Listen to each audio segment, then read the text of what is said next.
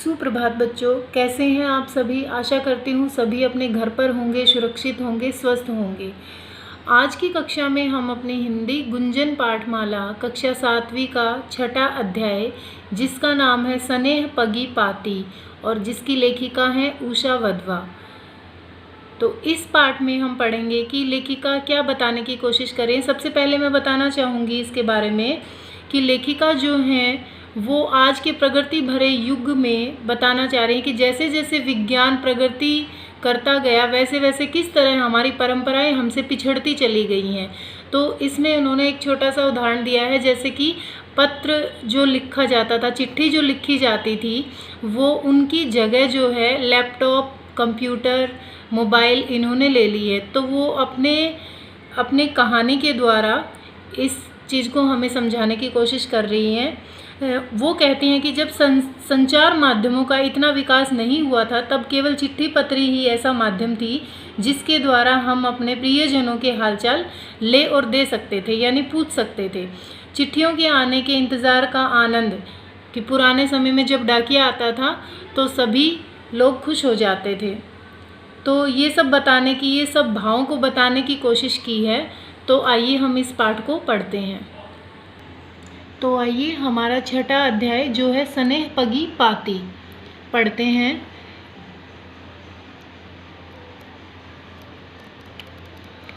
जन्मदिन की सुबह मैंने अपना ईमेल बॉक्स खोला तो उसमें विदेश में रहने वाली अपनी बिटिया का शुभकामनाओं वाला कार्ड मिला। यानी लेखिका लिख रही हैं, ये अब अपने बारे में बता रही हैं। एकदम सही दिन और सही समय। मैं कुछ देर उसे देखती रही और फिर वह कंप्यूटर स्क्रीन से गायब हो गया।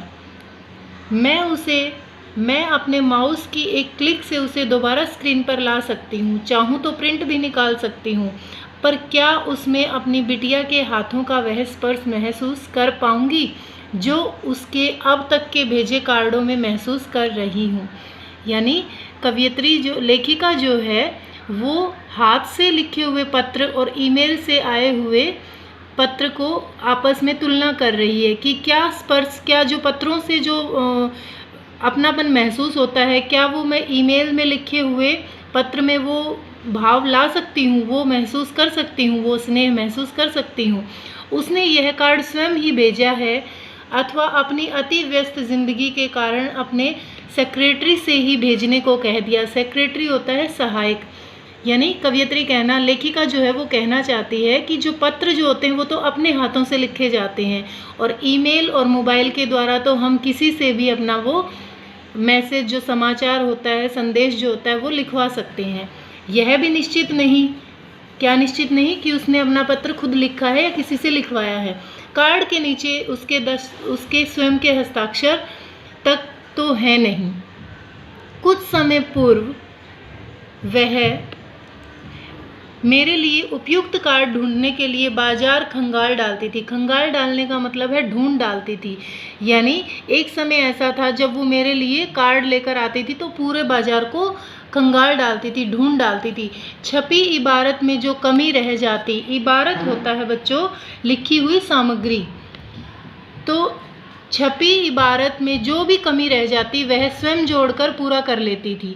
इस तरह वह पूरी तरह से कार्ड कभी मुझे जन्मदिन से 1-2 दिन पहले मिल जाता, कभी जन्मदिन बीत जाने के पश्चात, पर वे सारे कार्ड आज तक मेरी अलमारी में सहेज कर रखे हुए हैं। सहेज कर का मतलब होता है संभाल कर रखे हैं, किसी अनमोल धरोहर की तरह।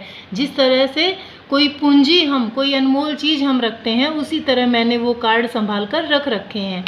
आजकल वह पत्र भी ईमेल से ही भेजती है, कोई काटापेटी नहीं होती। हिज्जों होता है वर्तनी यानी स्पेलिंग्स, हिज्जों की कोई गलती नहीं, एकदम साफ सुथरे।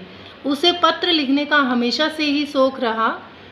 लंबे लंबे रोचक ढंग से लिखे पत्र। उसके पत्र इतने लंबे हुआ करते थे कि ऊपर नीचे हाशिए होता है पन्नों के, जो पेज के चारों तरफ की जो जगह होती है, बॉर्डर जिसको हम बोलते हैं, कि ऊपर नीचे हाशिए पर भी जगह न छूटती थी। यानी किनारे भी भरे हुए होते थे। नाम लिखने तक की भी नहीं, उनमें नाम लिखने तक की भी जगह नहीं होती थी। पर इससे क्या, मैं तो दूर से देखकर ही उसका पत्र पहचान सकती हूँ। कभी कभी उसके पत्रों पर चॉकलेट, टॉफ़ी या मक्खन के चिकने निशान होते। यानी वो काम करते हुए, यानी उसकी बेटी की भी एक छोटी बेटी होती है, इसमें हम पढ़ेंगे तब आगे पता चलेगा। तो उसके भी टॉफ़ी, चॉकलेट और मक्खन के चिकने निशान होते थे, जिनसे लेखिका बताना चाह रही कि मैं अपनापन महसूस करती थी उन चीज़ों से। मैं कल्पना करती थी कि पत्र लिखने के लिए उसने अपनी नन्ही बिटिया को इन्हीं चीज़ों में फुसलाया होगा। और बिटिया के धैर्य चूक जाने का मतलब होता है समाप्त हो जाने पर, जब उसकी बेटी खेल से पेट भर जाता था तो वो क्या करती थी, अपनी माँ के पत्र को अपने चॉकलेट और मक्खन के निशान लगा देती थी। अपनी माँ का ध्यान आकर्षित करने की कोशिश में कागज़ को ही पकड़ लिया होगा। मैं उन निशानों पर अपना हाथ स्नेह से फिराकर उन गदगदे हाथों का स्पर्श महसूस करने का प्रयत्न करती। यानी वो अपनी नाती जो होती है उसका भी स्पर्श उन पत्र के द्वारा कर लेती थी, और जो कि आजकल के कंप्यूटर में लिखे गए संदेश में वो ये सब महसूस नहीं कर पाती है। हाथ से लिखे उन पत्रों में लिखने वाले हाथों का स्पर्श हुआ करता था, मिठास और गर्माहट होती थी। देखिए यहाँ पर बताया है कि हाथ से लिखे जो पत्र होते थे वो किस तरह उसको प्रसन्न करते थे, किस तरह से उनको अच्छे लगते थे। बहुत कुछ अनलिखा भी बाँच लिया जाता था। बाँचने का मतलब होता है पढ़ लिया जाता था।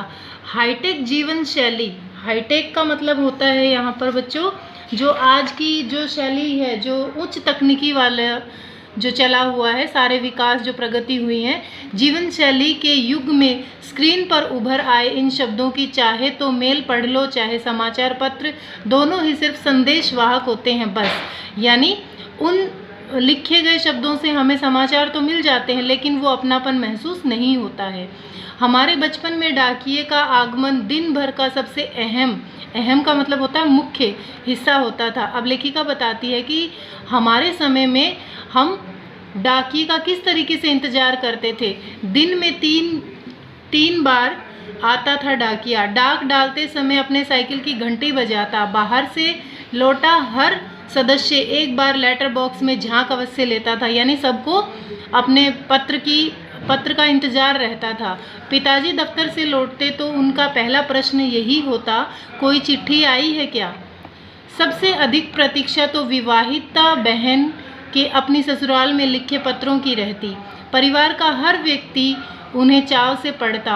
माँ स्वयं न पढ़ पाने के कारण हम सब भाई बहनों से एक बार उस पत्र को अवश्य पढ़वा कर सुन लेती थी। यानी माँ जो है वो इतनी पढ़ी लिखी नहीं होती थी हमारे समय में, तो वो उन पत्रों को हमसे पढ़वाती थी। पर इसके बावजूद भी उनकी क्षुधा शांत न होती थी।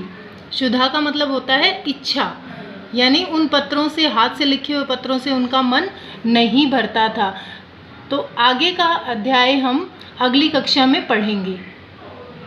धन्यवाद।